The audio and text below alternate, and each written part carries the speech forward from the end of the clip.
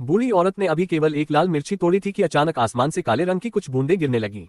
उसने हैरानी से ऊपर देखा और पाया कि काली बारिश हो रही थी।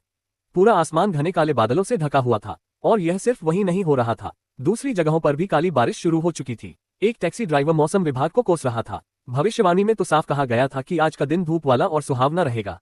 लेकिन तभी उसने देखा कि बारिश का रंग काला था। शुरुआत में उसे लगा कि शायद ये प्रदूषण की वजह से हो रहा है, लेकिन अगले ही पल आसमान से विशाल ओले गिरने लगे। ध्यान से देखने पर पता चला कि उन ओलों का आकार मुड़े तुड़े इंसानी चेहरों जैसा था। उसी समय एक मंदिर के अंदर दीवार पर लगी गुवानइन की मूर्ति की आंखों से काले खून जैसे आंसू बहने लगे। कहा जाता है कि जब गुवानइन खून के आंसू बहाती है तो ये किसी बड़े विनाश का संकेत होता है। और यह सब इसलिए शुरू हुआ क्योंकि गांव वाले सड़क निर्माण के दौरान एक बुद्ध का सिर खोदकर बाहर निकाल लाए थे। सबसे अजीब बात यह थी कि बुद्ध की आंखों पर कपड़े की एक पट्टी बंधी हुई थी, जिस पर डरावने और रहस्यमयी प्रतीक बने हुए थे। मंदिर के भिक्षुओं ने उन्हें चेतावनी दी थी कि इसे मत निकालो, क्योंकि यह एक भूत बुद्ध है।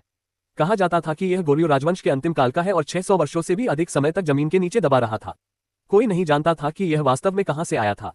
लेकिन ऐतिहासिक अभिलेखों के अनुसार जब ये भूत बुद्ध उस समय दुनिया में प्रकट हुआ था, तब जिसने भी इसकी आंखों में देखा उसके शरीर में भयानक परिवर्तन होने लगे थे। लेकिन गांव वाले धन कमाने के लालच में अंधे हो चुके थे। वे इस मूर्ति को एक पर्यटन स्थल बनाकर खूब पैसा कमाना चाहते थे।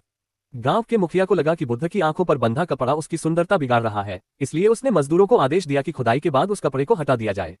उसे यह नहीं पता था कि एक भयंकर आपदा पहले ही शुरू हो चुकी थी। अगली सुबह मूर्ति को सफलतापूर्वक बाहर निकाल लिया गया। मुखिया के आदेश के अनुसार ड्राइवर ने प्रतीकों से ढकी हुई कपड़े की पट्टी काट दी और मूर्ति को साफ करने लगा। तभी एक कौवा आकर मूर्ति के ऊपर बैठ गया।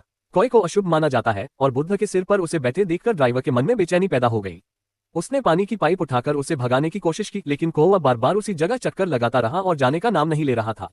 ड्राइवर ने इस बात पर ज्यादा ध्यान नहीं दिया। थोड़ी देर बाद वह मूर्ति को ट्रक में रखकर गांव की ओर रवाना हो गया। जब वह एक मोड़ लेने ही वाला था, तभी सामने एक टैक्सी आ गई। उसने तेजी से गाड़ी बढ़ाई और टैक्सी के आगे कट मार दिया, जिससे टैक्सी को अचानक रुकना पड़ा। ठीक उसी क्षण हवा का एक तेज झोंका आया और मूर्ति पर बचा हुआ कपड़ा एक तरफ हट गया। आदमी की नजर अचानक बुद्ध की आंखों से मिल गई और उसके चेहरे का भाव तुरंत बदल गया। उस रात ड्राइवर ने सफलतापूर्वक मूर्ति को गांव पहुंचा दिया। फिर वह आराम करने के लिए एक शराबखाने में गया। लेकिन जैसे ही वह बैठा, उसे महसूस हुआ कि उसकी आंखों में कुछ गड़बड़ है।